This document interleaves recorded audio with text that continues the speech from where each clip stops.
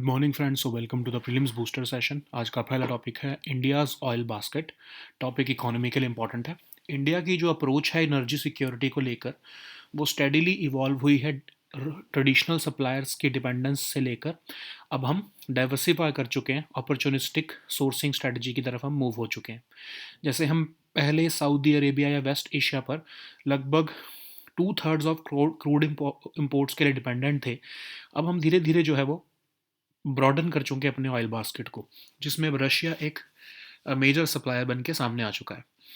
तो अगर हम देखें 2005 से पहले, तो इंडिया की एनर्जी सिक्योरिटी जो है वो ओवरवेलमिंगली वेस्ट एशिया पर डिपेंडेंट थी।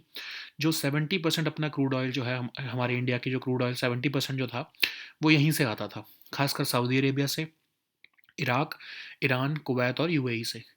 तो इंडिया ने ग्रेजुअली डाइवर्सिफाई किया है अपने सोर्सेज को बिटवीन 2005 एंड 2015, और उसमें अफ्रीकन सप्लायर्स जैसे कि नाइजीरिया और अंगोला को ऐड किया है, और कुछ साउथ अमेरिका से भी वॉल्यूम्स आती हैं।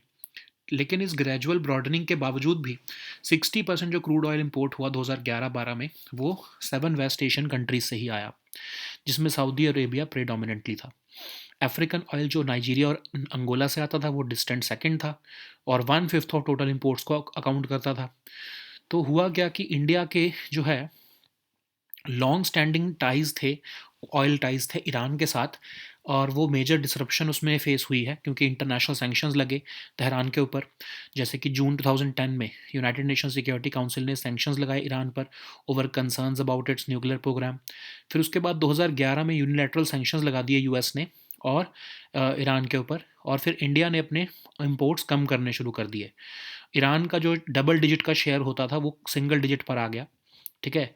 फिर बाद में क्या हुआ कि 2016 में जैसे ही ईज़ हुए थे सैंक्शंस ईरान के ऊपर, तो इंडिया ईरान के जो टाइज जैसे ही ब्रीफली रिवाइव हुए, इंडिया ने इंक्रीज़ कर दिए क्रूड ऑयल इंपोर्ट्स ईरान से। बट उसके बाद डोनाल्ड ट्रंप जो है वो यूएस में आ गए, और उन्होंने दोबारा से जो है वो यूएस सैंक्शंस 2017 में लगा दिए ईरान के ऊपर, और फिर ईरान का शेयर जो है इंडिया के ऑयल बास्केट में फिर से कम हो गया। 2019-20 में इंडिया ने ड्रास्टिकली रिड्यूस किए इंडिया ने crude purchases by 91.8% from Iran, और न्यू दिल्ली ने अपना ऑयल जो है वो सोर्स करना शुरू किया यूएई से और यूएस से। 40 से 45% जो है वो मिडल ईस्ट से आता है। अभी अगर हम अभी का देखें तो 8 से 10% जो है वो अफ्रीका से आता है, और 10 to 12% अमेरिका से आता है। ठीक है। तो मेजर शिफ्ट जो सबसे बड़ा हमारे ऑयल इंपोर्ट बास्केट में आया वो आया 2022 में, रशियन वॉर इन यूक्रेन के टाइम पर। इंडिया और चाइना जो है वो उन्होंने अपना रशियन ऑयल परचेज़ करना शुरू किया, और डिस्पाइट सैंक्शंस हम परचेज़ करते ही रहे। रशिया जो है वो लार्जेस्ट कंट्रीब्यूटर बना इंडिया के क्रूड बास्केट में। रशिया का शेयर जो है वो लेस दैन 2% से बढ़कर 21.6% हो गया, और फिर वो बढ़ता बढ़ता अब जो है 2024-25 में अगर हम देखें 35.8% पहुंच गया है। लगभग 1/3 इंडिया का जो टोटल क्रूड ऑयल इंपोर्ट है वो सिर्फ रशिया से ही आ रहा है। इंडियन रिफाइनरीज जो है वो टेक्निकली वेल सूटेड हैं प्रोसेस करने के लिए रशियन क्रूड को। और ये सर्ज क्यों हुआ इतना? क्योंकि फेवरेबल प्राइसिंग मिल रही थी हमें, और जो ट्रेडिशनल सप्लायर्स हैं जैसे इराक, सऊदी या फिर यूएई, उनका जो है वो मार्जिनली हमने डिक्लाइन किया वहाँ से जो है परचेज़। अब रशियन ऑयल जो है वो क्यों रिप्लेस करना मुश्किल है? क्योंकि रशियन ऑयल इंपोर्ट्स को डिफ़िकल्ट इसलिए है क्योंकि कॉस्टली और रिस्की रहेगा इंडिया के लिए।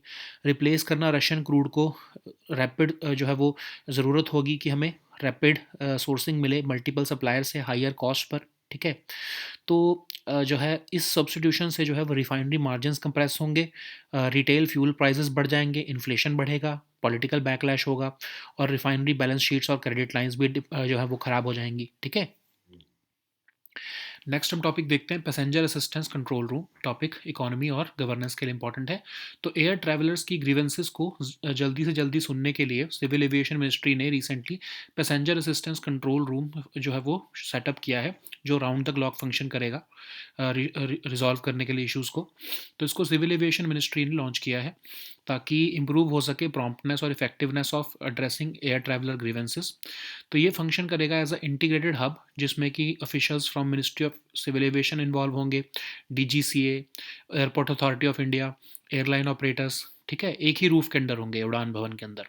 24/7 ये ऑपरेट करता है, करेगा, और ये कॉन्टिन्यूसली मॉनिटर कर रहा है एविएशन ऑपरेशंस को, पैसेंजर कॉल्स को रियल टाइम असिस्टेंस और ग्रीवेंस रेजोल्यूशन दे रहा है। इवन एयर सेवा सिस्टम जो है उसको भी इसमें फुली इंटीग्रेट कर दिया गया है पीएसीआर के अंडर ही। तो ये एक ओमनी चैनल टेक्नोलॉजी बैकबोन है जो कन्वर्ट करता है पैसेंजर इनपुट्स को into actionable cases, data driven dashboards के साथ, और लाइव विजिबिलिटी देता है ग्रीवेंस टाइप्स को, टाइमलाइंस को और स्टेक होल्डर एक्शंस को। ग्रीवेंसेस जो फ्लाइट डिले से रिलेटेड है, कैंसिलेशन से, रिफंड से या बैगेज इशू से रिलेटेड है, उनको प्रायोरिटाइज किया जाता है इसमें, ठीक है। नेक्स्ट हम टॉपिक देखते हैं पीएम युवा 3.0 स्कीम। ये टॉपिक आपके गवर्नेंस के लिए इंपॉर्टेंट है। तो prime minister scheme for mentoring young authors 3.0 उसके रिजल्ट्स डिक्लेयर हो चुके हैं और 43 यंग ऑथर्स को सिलेक्ट किया गया है ऑल इंडिया कॉन्टेस्ट के थ्रू इस स्कीम के लिए। तो ये जो स्कीम है ये नर्चर करना चाहती है यंग राइटर्स को under the age of 30 years और उनको मेंटरशिप जो है देगी ये स्कीम, एक्सपोजर देगी और ताकि वो अपने स्किल्स जो है वो अपनी क्रिएटिव राइटिंग स्किल्स को एनहांस कर सकें। और ये स्कीम जो है उन एक स्ट्रीम ऑफ राइटर्स डेवलप कर रही है जो कि अलग अलग फैसेट्स ऑफ इंडिया के ऊपर जो है लिख सकते हैं, जैसे कि पास्ट, प्रेजेंट और फ्यूचर। तो इसमें कुछ थीम्स जो है आइडेंटिफाई किए गए हैं, जैसे contribution of Indian diaspora in nation building, Indian knowledge system, makers of modern India, ठीक है। तो अगर हम देखें तो national book trust of India जो है मिनिस्ट्री ऑफ एजुकेशन के अंडर वो इस स्कीम को इम्प्लीमेंट कर रहे हैं।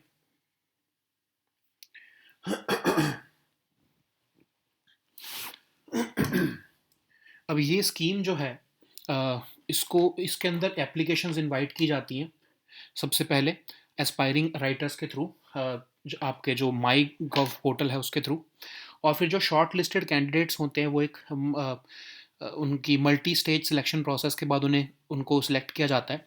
और जो एप्लीकेंट्स क्वालिफाई हुए हैं पीएम युवा स्कीम 1.0 और 2.0 में वो एलिजिबल नहीं है इस स्कीम के लिए 3.0 के लिए। सिलेक्टेड ऑथर्स को एक मेंटरशिप प्रोग्राम मिलता है 6 महीने का, जिसमें वो अंडरगो करते हैं वर्कशॉप्स को, इंटरेक्शन होती है उनके मेंटर्स के साथ, एक्सपोजर मिलता है उन्हें इंडिया के लिटरेरी इकोसिस्टम का। फिर at the end of mentorship एक कंसोलिडेटेड स्कॉलरशिप भी उन्हें ऑफर की जाती है। एक बुक या फिर सीरीज़ ऑफ बुक्स जो वो यंग ऑथर्स लिखते हैं वो फिर नेशनल बुक ट्रस्ट जो है वो पब्लिश करेगा और उसकी उनको 10% रॉयल्टी जो है पे की जाएगी पब्लिकेशन के बाद, ठीक है।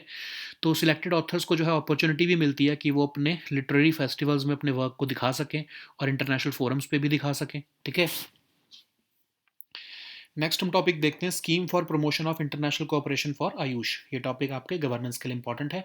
तो minister of state for Ayush जो है उन्होंने इन्फॉर्म किया है इस स्कीम के बारे में पार्लियामेंट को कि ये एक सेंट्रल सेक्टर स्कीम है और ये आयुष प्रोडक्ट्स और सर्विसेज के एक्सपोर्ट के लिए बनाई गई स्कीम है।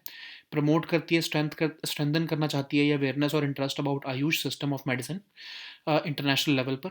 फैसिलिटेट करती है international promotion, development and recognition of Ayush systems. तो इंटरेक्शन ऑफ स्टेक होल्डर्स और मार्केट डेवलपमेंट फॉस्टर करती है ये। सपोर्ट करती है international exchange of experts, academics और रिसर्च को भी प्रमोट करती है। मिनिस्ट्री ऑफ आयुष के अंडर ये स्कीम आती है। तो इसके अंदर जो है international exchange of experts and officers होता है, इंसेंटिव्स दिए जाते हैं ड्रग मैन्युफैक्चरर्स को, सपोर्ट दिया जाता है इंटरनेशनल मार्केट डेवलपमेंट के लिए, और इवन फेलोशिप और स्कॉलरशिप प्रोग्राम्स भी दिए जाते हैं इंटरनेशनली फॉरेन नेशनल्स को। नेक्स्ट हम टॉपिक देखते हैं इंडस्ट्रियल हेम्प। टॉपिक इन्वायरमेंट के लिए इंपॉर्टेंट है। तो हिमाचल प्रदेश के जो चीफ मिनिस्टर हैं उन्होंने एक पॉलिसी लॉन्च पुश दिया है लीगलाइज और रेगुलेट करने के लिए इंडस्ट्रियल हेम्प को। तो इंडस्ट्रियल हेम्प क्या है? कैनबिस सैटिवा एल, ये एक बोटानिकली रिलेटेड है प्लांट जो कि मैरिजुआना से रिलेटेड है। और जैसे मैरिजुआना जो है वो THC से रिच होता है, लेकिन जो ये इंडस्ट्रियल हेम्प है इसमें बहुत ही कम THC होता है, हाई इन फाइबर होता है, लो इन एक्टिव THC होता है। तो इसको रिक्रिएशनल, थेरेप्यूटिक या फिर इंडस्ट्रियल पर्पसेस के लिए यूज़ किया जाता है। इवन बायोफ्यूल बनाना, ऑटो पार्ट्स में, पेपर, अपॉल्स्ट्री, फाइबर के लिए यूज़ किया जाता है इसे। बिल्डिंग मटेरियल, इंडस्ट्रियल प्रोडक्ट्स में भी प्रोसेस करके इसको यूज़ किया जाता है इसकी स्टेम को। इसके सीड्स को कॉस्मेटिक प्रोडक्ट्स बनाने के लिए या लोशंस बनाने के लिए यूज़ किया जाता है। नेक्स्ट हम टॉपिक देखते हैं नारसापुरम लेस क्राफ्ट। ये टॉपिक आर्ट एंड कल्चर के लिए इंपॉर्टेंट है। तो पीएम मोदी ने रिसेंटली नारसापुरम लेस क्राफ्ट जो है आंध्र प्रदेश का, उसको अपने मन की बात ब्रॉडकास्ट में एड्रेस किया है। तो ये जो है नारसापुर कहाँ पर है? गोदावरी रिवर के पास, आंध्र प्रदेश में। और इसमें होता क्या है कि विमेन जो है फार्मिंग कम्युनिटी के इस रीजन में, उन्होंने ये हाईली अट्रैक्टिव आर्टिफैक्ट्स शुरू किए थे कलरफुल लेस के अबाउट 150 ईयर्स अगो। और प्राइमरली इसमें फाइन कॉटन थ्रेड्स का यूज़ किया जाता है। मेन टूल इसमें क्रोशे हुक है और integrate floral geometric paisley patterns use बनाए जाते हैं ट्रेडिशनल मोटिव्स के साथ, और इसको जीआई टैग भी मिला हुआ है। नेक्स्ट हम टॉपिक देखते हैं आईएनएस वागशीर। ये टॉपिक सिक्योरिटी के लिए इंपॉर्टेंट है। तो जो करंट प्रेसिडेंट ऑफ इंडिया है वो सेकंड इंडियन प्रेसिडेंट बने हैं जिन्होंने एक सबमरीन सॉर्टी किया है आईएनएस वागशीर पर। तो आईएनएस वागशीर क्या है, 6 सबमरीन है of the first batch of 6 Kalwari class scorpion class submarines. ये नेम्ड है आफ्टर सैंडफिश। ऑफिशियली कमीशन हुआ ये इंडियन नेवी में 2025 में। इसको मैजागांव डॉक शिप बिल्डर्स लिमिटेड ने बनाया है through French technology transfer. Advance technologies हैं इसमें, torpedoes, anti ship missiles, mine laying capabilities हैं, और anti surface anti submarine warfare intelligence gathering और सर्वेलेंस ये कर सकता है। नेक्स्ट हम टॉपिक देखते हैं कोलेरू लेक। ये टॉपिक इन्वायरमेंट के लिए इंपॉर्टेंट है। तो कोलेरू लेक जो अपनी रिच बायोडाइवर्सिटी के लिए फेमस है, उसको रिकग्निशन मिल रही है अपनी डिलीशियस ब्लैक ट्राइड फिश के लिए भी। तो Kolleru lake one of the largest fresh water lakes हैं इंडिया की, और आंध्र प्रदेश में लोकेटेड है। Inter deltaic plains of river Krishna और गोदावरी में near the city of Eluru ये लोकेटेड है। लार्जेस्ट फ्रेश वाटर लेक है आंध्र प्रदेश की, शैलो लेक है, और ये ड्रेन होती है बे ऑफ बंगाल में एक आउटलेट के थ्रू जिसको उपुटेरा कहते हैं। ये एक वाइल्ड लाइफ सेंचुरी डिक्लेयर हो चुकी है 1999 में, और ये माइग्रेटरी बर्ड्स को एनुअली सपोर्ट करती है। ठीक है, so now let us see all these topics in English. So the first topic is India's oil basket. This topic is important for your economy section. India is approaching its energy security and with a very fine strategy. So this strategy has evolved from dependence on a few traditional suppliers to now a more diversified and opportunistic sourcing. Okay, so before 2005, India's energy security was overwhelmingly dependent on West Asia, from where 70% of our crude oil was coming, led by Saudi Arabia, Iraq, Iran, Kuwait, and UAE. And India gradually diversified its sources between 2005 and 2015. We added African suppliers like Nigeria and Angola, and limited volumes were from even procured from even South America. But still, between 2011 and 12, more than 60% of the crude oil was imported from 7 West Asian countries, predominantly from Saudi Arabia. African oil, which was coming from Nigeria and Angola, formed a distant second, which was about one fifth of total imports. So Iran was a major supplier. So India had long-standing oil ties with Iran, but UN's Security Council sanctions into June 2010 and even the US sanctions of 2011 crippled this trade between India and Iran of oil. So we began scaling down imports from Iran, and Iran's share in crude oil basket declined sharply from a double-digit level to single-digit level. Then the sanctions were eased on Iran in 2016, but it was just a brief moment, and India tried to increase its imports from Iran then. But this recovery was short lived because Donald Trump assumed office, and in 2017 he reapplied those sanctions on Iran. So India had to drastically reduce Iranian crude purchases by 91.8% between 2019 and 20. India even sourced oil from UAE and US then, and the major shift came in 2022 when Russian war in Ukraine started. India and China, which are among the world's largest oil consumers, continued buying Russian oil, guided by the economic considerations rather than sanctions regime. Russia became the largest contributor to India's crude basket starting from the year 2020 to 2023. Russia's share jumped from less than 2% in 2021-22 to now 35.8% in 2024-25, which is about one third of India's total crude oils coming from Russia only. Also, Indian refineries are technically well suited to process Russian crude, which eases this transition. So, this surge was supported by favorable pricing also. During this period, the shares of traditional suppliers like Iraq, Saudi Arabia, and UAE declined, but marginally. So, as per analysts, cutting Russian oil imports would be difficult, costly, and risky for India. Replacing Russian crude would require rapid sourcing from multiple suppliers at high price.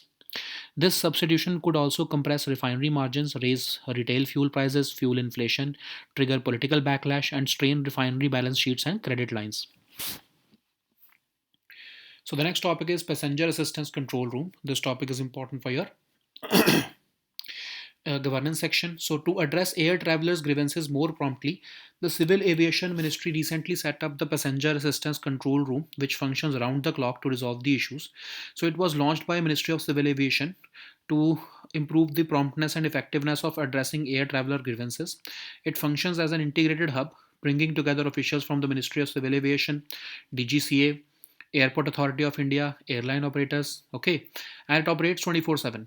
It continuously monitors aviation operations, attend passenger calls, and coordinates real-time assistance and grievance resolution. Air Seva system has also been fully integrated into this PACR. So it converts passenger inputs into actionable actions cases, and grievances related to flight delays, cancellations, refunds, and baggage issues are prioritized and addressed in accordance with the provisions of the passenger charter. Okay. So the next topic is PM Yuva 3.0 scheme. This topic is important for your governance section. Results of the Prime Minister's scheme for mentoring young authors have been declared, and 43 young authors have been selected through an all India contest. So this Yuva 3 aims to nurture young writers under the age of 30 years, providing them with mentorship and exposure to hone their creative writing skills. The scheme will help to develop a stream of writers who can write on various facets of India. Several themes have been identified, like contribution of Indian diaspora in nation building, Indian knowledge systems, and makers of modern India. So, National Book Trust under the Ministry of Education is the implementing agency of this scheme. The scheme invites applications from aspiring writers through MyGov. The shortlisted candidates undergo a multi-stage selection process before the final selection. The selected authors receive a mentorship program spanning 6 months. The authors undergo workshops, interactions with mentors, and exposure to India's literary ecosystem. Uh, at the end of mentorship, a consolidated scholarship is offered. A book or a series of books written by them will be published by NBT. A royalty of 10% will be paid to them on successful publication of their books. And selected authors also get opportunity to present their work at literary festivals and international forums. So the next topic is scheme for promotion of international cooperation for Ayush. This topic is important for your economy and governance section. So Minister of State for Ayush has informed about the central sector scheme, this sector scheme to the Parliament. So this scheme is aimed to boost the export of Ayush products and services.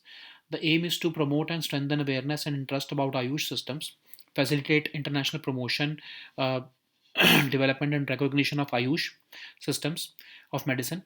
It also aims to foster interaction between stakeholders and market development of Ayush at international level. It supports international exchange of experts and promote academics and research as well. So this scheme also facilitates international exchange of experts and officers. Incentives to drug manufacturers are given. Support for international market development is provided, and international fellowship and scholarship program for foreign nationals are also given for undertaking Ayush courses in premier institutions of India. So the next topic is industrial hemp. This topic is important for your environment section. So Himachal Pradesh CM has launched a policy push to legalize and regulate the cultivation of industrial hemp. So this is called the cannabis sativa L. It is botanically related to marijuana. So marijuana is rich with THC, the psychoactive component, and hemp contains only a small trace of THC. It is herbaceous, it is high in fiber and low in active THC. It is used for a variety of purposes like recreational, therapeutic, and industrial purposes. Its stock can be used to produce biofuel, auto parts, paper, upholstery, and fiber for cloth and other textile items. Its stem is used in uh, building materials, industrial products, and different kinds of paper. Its seed is used to produce food and feed for the sources of oil, which can then be used for cosmetic products and lotions. So the next topic is Narsapuram lace craft. This topic is important for your art and culture section. So Prime Minister Modi has recently praised the Narsapuram lace craft um, during his Mann Ki Baat broadcast. So Narsapur is located in Godavari, near the on the bank of Godavari River in Andhra Pradesh. So the women of the farming community of this region started creating the highly attractive art artifacts from colorful lace about 150 years ago. They primarily used fine cotton threads in various thicknesses and colors. The main tool is the crochet hook. This craft shows integrate floral, geometric, and paisley patterns inspired by nature and traditional motifs, and it was recognized with GI tag also. So the next topic is INS Wakshi. This topic is important for your security section. The current president of India became the second Indian president to undertake a submarine sortie, embarking on INS Wakshir. So INS Wakshir is the sixth submarine of the first batch of six Kalwari class or Scorpion class submarines. It is named after the sandfish. It was officially commissioned into the Indian Navy in 2025. These submarines have been completely built by the Mazagon Dock Shipbuilders Limited through French technology transfer. It boasts of advanced stealth technologies. It is armed with torpedoes, anti-ship missiles, mine-laying capabilities, and it excels in anti-surface and anti-submarine warfare, intelligence gathering, and surveillance. So the next topic is Koleru Lake. This topic is important for your environment section. So Koleru Lake, which is known for its rich biodiversity, is also now getting recognition for its delicious black dried fish. So Koleru Lake is one of the largest freshwater lakes in India, located in Andhra Pradesh. It is located in the interdeltaic plains of rivers Krishna and Godavari near the city of Eluru, and it is the largest freshwater lake in Andhra Pradesh. It is a shallow lake. It drains into the Bay of Bengal through an outlet called Upputera. It was declared as a wildlife sanctuary in 1999, and it also supports birds annually. It is also a wetland of international importance since 2002 under the Ramsar Convention. Okay, so these were our topics for today. We'll meet next time with new topics. Until then, goodbye and take care.